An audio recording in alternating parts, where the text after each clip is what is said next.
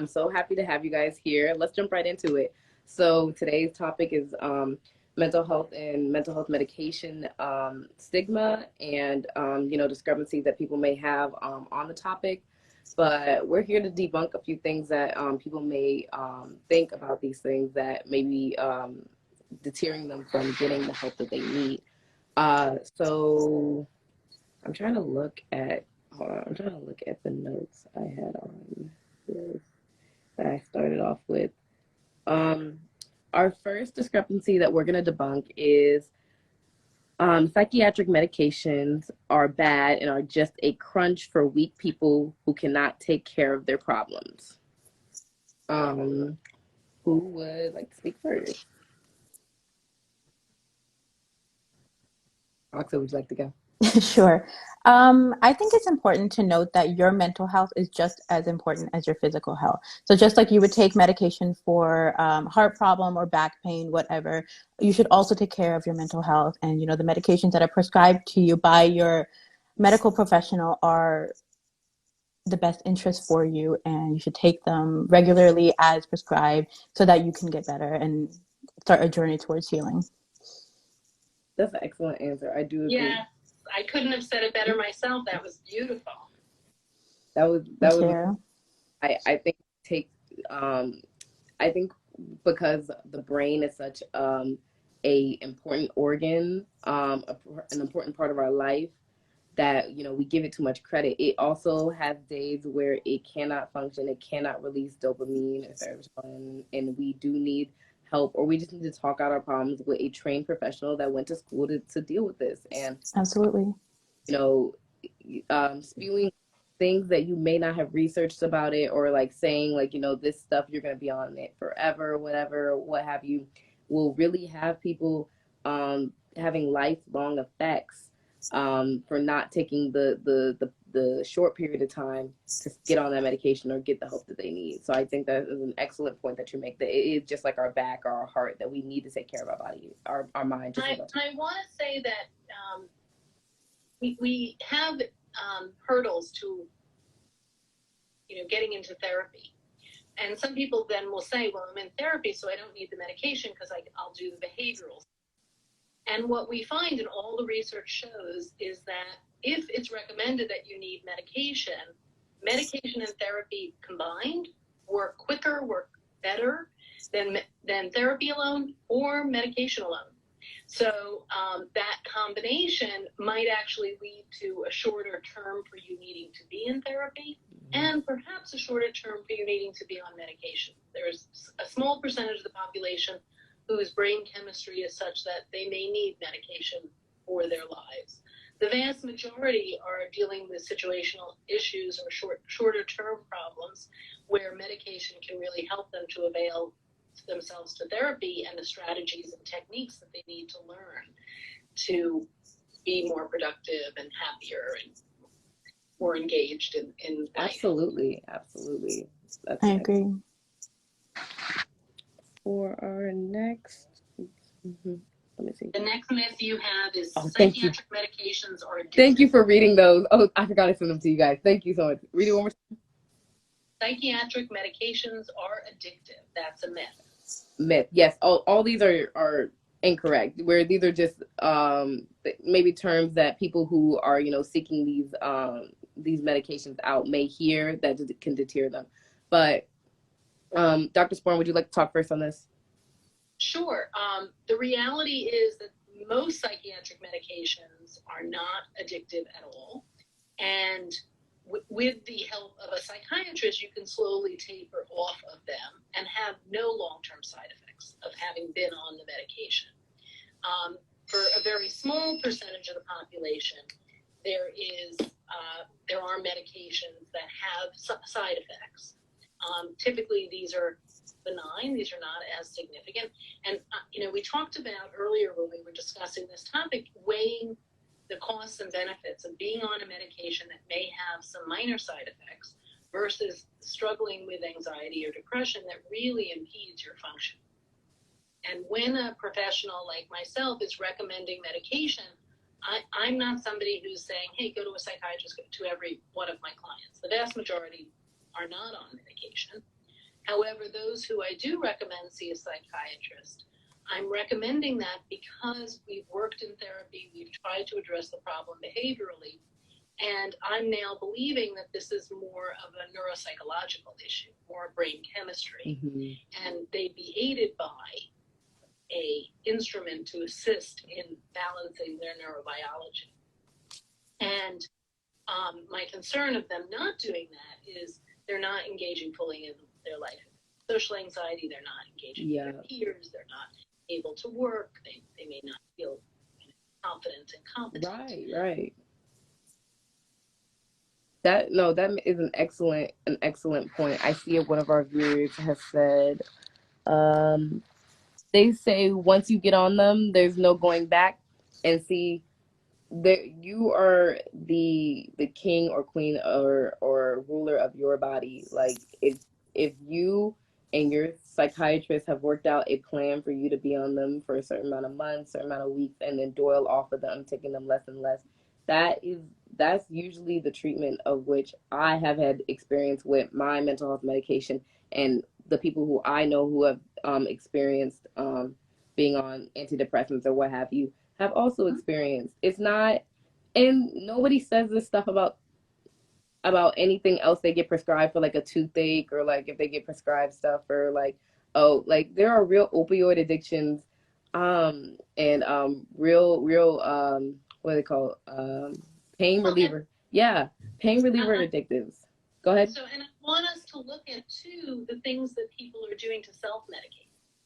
People are very afraid of psychotropic medication, prescribed medication, but they're willing to drink every weekend or smoke pot. Talk about it, Doc. Period. Go ahead, Oxa. I just said period. I agree. No, I was like, we were just talking about it, like the self, and the thing of the matter is, I was reading some research on it. I can't really pull up my notes, but I'm gonna go off the top of my head from the National Alliance of Mental Illness. On there, they started listing other effects it could have on oneself who is not seeking treatment or not seeking any medication that they may need, which could be reluctant to take risk or seek opportunities that can better their lives, or like increase their happiness. If they have social anxiety and they need anxiety medication, they can miss out on birthdays, Christmases, like graduations. The list went on to further explain that these could have lifelong effects with just missing out on life, when you could really just take the catalyst or the cancer of your life and do away with it with getting help. You cannot fix your body. Yeah, like you can't do it all yourself. I like to think about it like from the perspective of a diabetic. If somebody has diabetes, for their lifetime, they're going to be on an insulin regimen, right? For a very small percentage of the population, their brain chemistry, probably genetically, probably from birth, is not what it needs to be. So they may need to be on medication, but it is really a very small percentage. And I think it's about 6 to 8% of the population we anticipate being on medication for the rest of their life. For most people, it's a short term. And for some, it may be short term episodic, meaning if I have an anxiety disorder, typically what will happen is I'll go on medication, I'll avail myself to therapy, I'll learn the techniques, I'll learn the strategies, I'll be doing much better, I'll taper off the medication, and then we get complacent. And we don't use the strategies. Okay. The panic attacks come back. And the anxiety comes back. And so I might end up having to go back on. And that can be the same with depression. Some people who have episodic depression will have, or another circumstance occurs in our life that causes us to need more support. No, that is so true. That's an excellent point. Oxa, do you have anything to add? Yeah, I can tell you from personal experience. I used to be on antidepressants, and I used to be the same way. I used to think, oh, if I take this, I will feel like I'm moving backwards in my life, or I don't need this, or, if I take this too much, I will become dependent on it. When in reality, these antidepressants are really helping me start my life, if that makes sense.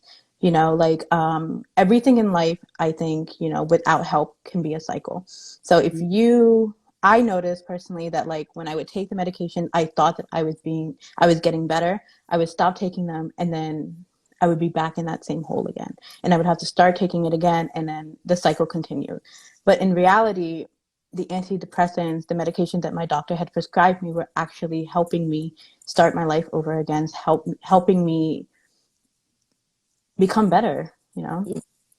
No, right. Yeah. And it just speaks to Dr. Sporn's point. Like you definitely have to instill like it's hard to be consistent with healing and the things that like that you talk about in therapy and like, coping mechanisms when 95% of your life you were not doing that stuff and like, Absolutely. for maybe 3 to 4% of your life. So now you have to instill that in it's an everyday choice to heal. It's an everyday choice to be better. And it's hard. It's that idea of self-care. We're so good, and many of us are nurturing and we're caring for others, but caring for ourselves, Mm-hmm. I don't need this. And what does that mean? Like I hear people say that about therapy. I don't need therapy. Well, what would you look like if you did?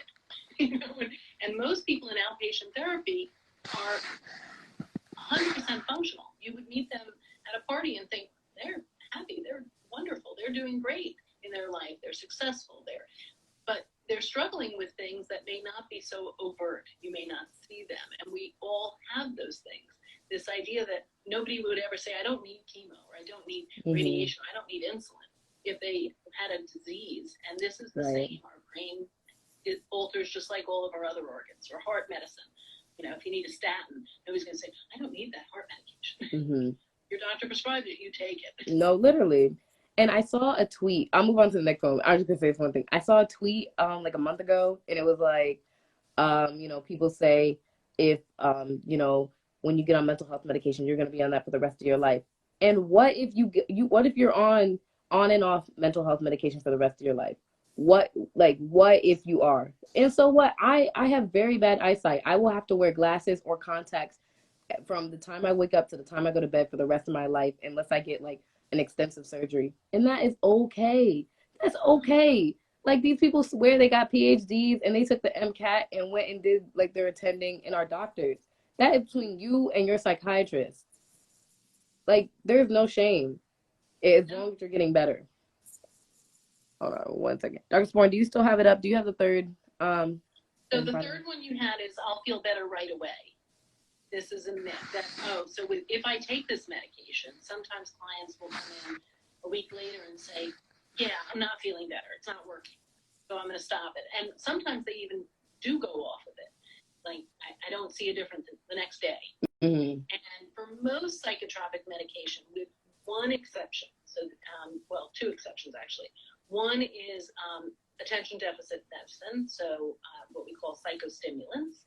And the other is as needed anxiolytics, like Xanax. Mm-hmm. Those act very quickly and are situational, like I need it now, and they're out of your system very quickly as well. Mm-hmm. But for most of the psychotropic medication that psychiatrists prescribe, it can take time for it to build up in your system and change your brain chemistry. Some people have very quick effects. They're very sensitive to chemicals, and you do see some changes right away. But for most people, it can take anywhere from 4 to 6, some people say 8 weeks. I was going to say that. It says 4 to 6 weeks usually. Mm-hmm. And so being patient with that and understanding that it took some time to get to where you are emotionally, and it's going to take some time. It's almost like I'm kind of slowly pulling myself out of that fog. And it dissipates over time, but you have to be patient with it. Absolutely. That's Absolutely. I think that goes back to the point of like, I think Pam, you mentioned earlier that healing is an everyday process. Every day you wake up and you think, okay, today's going to be different than yesterday. I'm on a journey towards healing. You're going to have good days. You're going to have bad days. You're going to have some days where it's going to feel like you're back at square one, but if you remember that you are taking your medications or you are seeing your therapist for you, if you remember that like healing is a journey, I think that like you'll be able to pull yourself out of that pit, if that makes sense. Yeah, and I want to say also to really trust the professionals. That doesn't mean you can't question them, and that doesn't mean you shouldn't get a second opinion if you feel it's warranted. But understand that this is when a psychiatrist is recommending a medication, they're not typically doing it lightly. Like they've really thought through what's going on, how your life is going. And I myself won't refer to a psychiatrist. You know, I have two rules. One is your functioning has to be impaired. So I'm not recommending medication for anybody who is able to do everything they want to do in their life. They may struggle with it. They may have self-doubt. They may have confidence issues. But I'm only recommending medication when there's an impediment they really can't do. And I only refer to psychiatrists who have sent my clients away. So I have a sort of group of psychiatrists who I work with, who I've referred people to, and they've said, yeah, no, they don't need meds. And I like them because they're not sort of, here, take the pills, you know. Yeah, they're not pill happy, they're right? really scrutinizing that. So trusting the medical professionals that are working with you to know what perhaps you might need. And it is kind of scary. I know definitely the first time I was prescribed medication, I was like, it kind of hits you hard. Like you may not be as aware of how you know how bad things are right now, or how bad they're going to get if you don't take action right now. And it was I forget the name of it, but it was very low. It was something very small on the market, like very, like, you know, just a pick me up. And I didn't take it. I was like, you know, for sure, like, you know, this psychiatrist is crazy. I'm good. I'm A-okay. And I ended up having to get on a lot of heavier things in the coming months because things really, I wasn't proactive right then. I didn't listen to my doctor right then, and things got bad. Like she said, like, I don't really know what I really expected to happen. I don't know why I thought I was smarter than her, but I paid for it later. I truly did. I think there's a societal expectation that somehow we should be able to do it ourselves. We should brush it off, or just, you know, suck it up, you know, and we shouldn't. I mean, if you're in pain, if you're struggling, if you're not able to enjoy being with family, being with friends, to learn, to work, that's not okay. That isn't how we should live. And there are, you know, the research, the brain chemistry research has really grown astronomically with the Human Genome Project and understanding neurobiology. And so we have these compounds that really can be amazing. So quick, you know, this is an anxiety or depression. This is an ADHD story. I had a 11-year-old girl who I began working with, and one of the things that she felt was that she was really not as smart. She thought she was stupid. And I had her tested. We sent her for psychological testing, and she had ADHD, and her parents were really against putting her on meds. So I worked with her for a while trying to implement some behavioral interventions. But this was probably the most ADHD kid I've ever seen. You know, she would come to my office, and the office would be like, it looked like a Tasmanian devil had hit it after she left. Oh, wow. And finally, her parents agreed to put her on some psychostimulant. And she came into they started it over the summer because they wanted to make sure she was going to be okay on it. She went into school in the fall, and she came into my office with this big smile. And she said, do you know what the kids at school are calling me? And I'm thinking, the kids are calling you something and you're smiling? What's that? And she said, smarty pants, because I answered all the questions. And here was this kid who couldn't pay attention, who couldn't sit still. And now she's getting straight A's, and she's feeling academically gifted. And that was medication. That really is a whole 180. And see, I think she just really, I think at that age, when the parents do have the say, the yes or no in that, it takes the knowledge, it takes the minimal research that is offered in countless of studies, to just do that for your kid. You see how much happier she is. You know how, like, the positive reinforcement, and now she'll be able to go on and have children or have friends where she can advocate and be a good advocate for mental health and mental health awareness. Yeah, absolutely. Like that right there is amazing. Oxa, do you have something to say? I'm reading Jake. That was really beautiful. That's a really heartfelt story. But I was just thinking that I've also heard from people that when they start an antidepressant, they realize that maybe it's not working for them and they just want to quit altogether. They would think in their heads, oh, I've tried, I've made that step of taking this antidepressant, but it's not working for me. Maybe I should just give up altogether. And I think that, like, of course, every person, every body is different. So what works for you may not work for the next person. What works for me may not work for Pam. So I think it's really important to work with your psychiatrist, work with yourself, and work with your community that you rely on to find a solution that works best for you. And for many of my patients, you have to try, unfortunately, multiple different things. Mm-hmm. So the first one may not work. And these compounds are different, and they affect your brain a little differently. So trying a different one maybe hit the mark. So you have to be patient, and you have to be willing to experiment a little, and that's really scary. But the same would be true if we were dealing with diabetes and we were, tweaking your medication, or for me, I had thyroid medication, and initially they put me on a level, and it was like way too much. So I went from hypothyroidism to hyperthyroidism. Oh, wow. And they were like, okay, now we have to reduce that.